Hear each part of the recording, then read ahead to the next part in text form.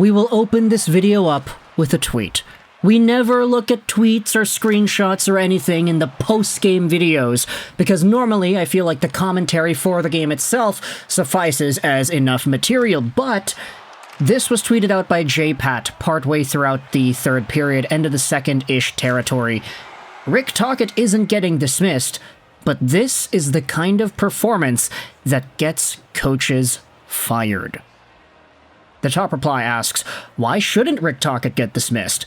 If Lankinen wasn't bailing the Canucks out, they'd have many more games just like this. And J-Pad says he's not getting fired. Rick Tocchet is this management group's guy. He's the reigning coach of the year, not even 30 games into the season.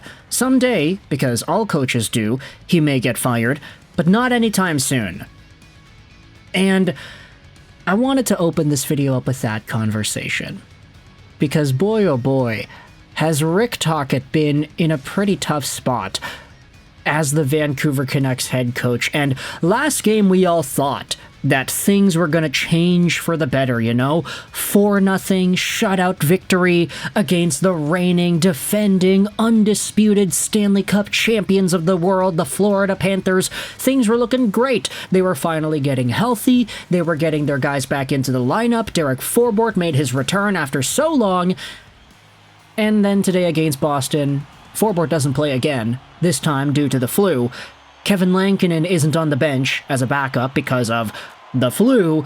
Who knows if there are any other Vancouver Canucks that are also being affected by the flu, or maybe tonight they're going to get some of the symptoms, you know, they start feeling a little bit of pain in the back of their throat when they swallow, and then by the time tomorrow comes around, they're super lethargic and can't get out of bed. Maybe that's a possibility here. Maybe there are more than one Vancouver Canucks in that locker room that have the flu, but they just aren't bad enough to actually take it out of the lineup yet. Or maybe they just stink, because this game was terrible. And something interesting happened in this game. Partway through the third period, when David Pastrnak scored on a wraparound to make it 5-0 Boston. Yeah, that's right, 5-0 Boston.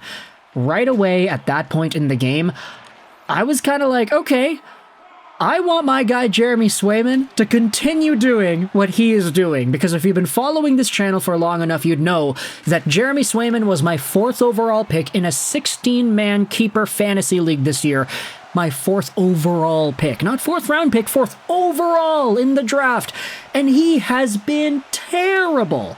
Total garbage performance out of Jeremy Swayman this season. The guy got lit up for 8 goals against the other night against Winnipeg. I hadn't dropped him because he was on the Yahoo Can't Cut list for so long, so I was forced to live in misery as my top pick on a keeper team that boasted no keeper caliber players. Ended up seeing this guy get lit up time in and time out.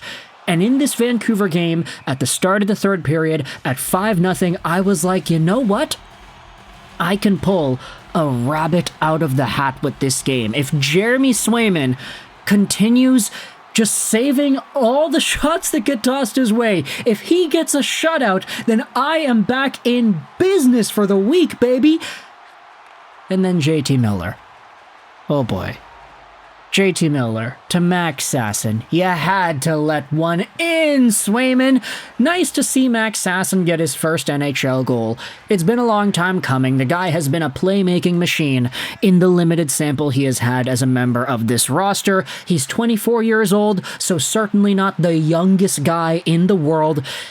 And he's in a spot where his overall progression in the National Hockey League is kind of nearing its peak. Like, you're going to find a lot of difficulty for a guy who's not able to crack the league at 24, 25, who eventually makes the league at 26, 27, 28. Like, if Max Sasson wants to be a full-time National Hockey League player, he's going to have to really start establishing that status quo now at 24 years old. He can't be a tweener at 24 and then find himself in the league at 26, 27. He's got to do that now. His timeline is kind of cutting itself short here.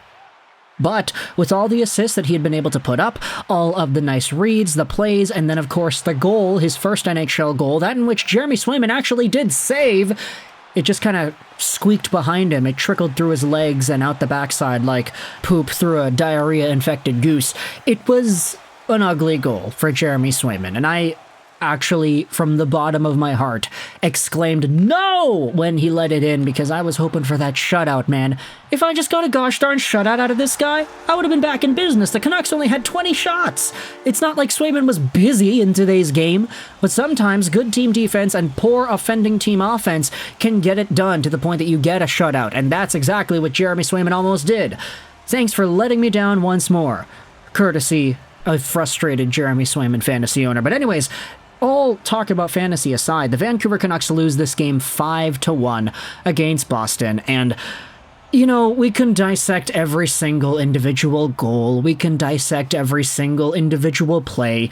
All you need to know is that Brad Marchand got things going. He was the first goal of the game on the power play, and then he did the little Hulk Hogan, I can't hear you gesture by putting his hand up to his ear, because Vancouver, still traumatized over what happened 13 years ago, Vancouver keeps on booing the hell out of this dude every time he touches the puck for the first, 5 minutes of the game. Every single puck touch Marchand had, boos rained down in the building like they were coming from Alex Burrows and Maxime Lapierre's inner soul. That, obviously, is great to see Vancouver fans still celebrating their heritage in a way that I guess is kind of fun. If you're in the building, it's fun to boo all on one guy. But it becomes a lot less fun when that same guy says, hey, they're booing me. They love me. It's like Spider-Man in Spider-Man 3. They love me. They love me. And then you go out there and you kiss Gwen Stacy upside down. Brad Marchand used that all as fuel, and he ended up getting the first goal because of it. He scores, he looks up to all of the people in Rogers Arena, he puts his hand up to his ear, he's like, I can't hear you, and the boos rain even heavier. From then, it just becomes a tirade of Boston Bruins offense. Morgan Geekie scores, Pavel Zacha scores, Marc McLaughlin scores, David Pastrnak scores, and all in between these goals, you had Thatcher Demko being forced to make some brilliant stops. Even though Demko allowed 5 goals on 28 shots, the guy easily could have let in 3 or 4 more had he just been a regular old goaltender. I will say that Demko wasn't entirely innocent in this game either. In particular, the David Pastrnak goal, the one in the third period, I feel like Demko overcommitted way too hard on the left side, which is what opened up that right side for the wraparound. He definitely wasn't his best, but he certainly made some game-stopping saves in this one. It could have been way worse than just 5-1, and I think that attributes itself heavily to how poorly the Vancouver Canucks played in this game. They were giving up rush chances and everything, and they couldn't get anything going themselves. It's almost like the Boston Bruins' effort, they weren't putting in as much effort than Vancouver, yet they still got more. Vancouver was trying to force things into the middle, to break into the zone and get these chances, but Boston's just like, nope, sorry, we got a guy there. Nope, sorry, our stick's there in the lane. Nope, sorry, we're gonna clog you up on the boards and take the puck back. Nope, sorry, it's easy for us to just suffocate all of the offense you want to create, and Vancouver was getting caught so many times. You had pinches going, which allowed the Boston Bruins to get some good odd man rush chances, and Thatcher Demko had to make some saves, and even on the ones that the Bruins ended up scoring on. I mean, Marc McLaughlin, he takes a shot, it goes off of Tyler Myers, and it goes off of Brannstrom, and it's in. The first goal of the game, beautiful play, Lindholm out in front of Marchand. The defense gets put through the spin cycle, and it's in. This game was just everything wrong with Vancouver on a tee, and the Boston Bruins sitting back, kicking their feet up and saying, hey, they're giving us another chance. Let's go out there and score. And they did. David Pastrnak had, a goal and 3 assists in this game? He had a 4-point night.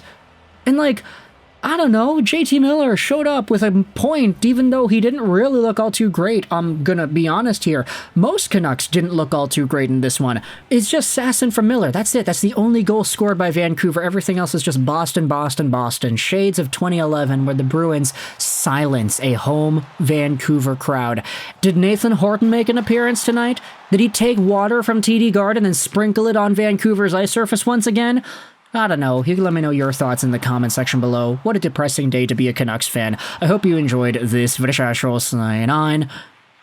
And bye.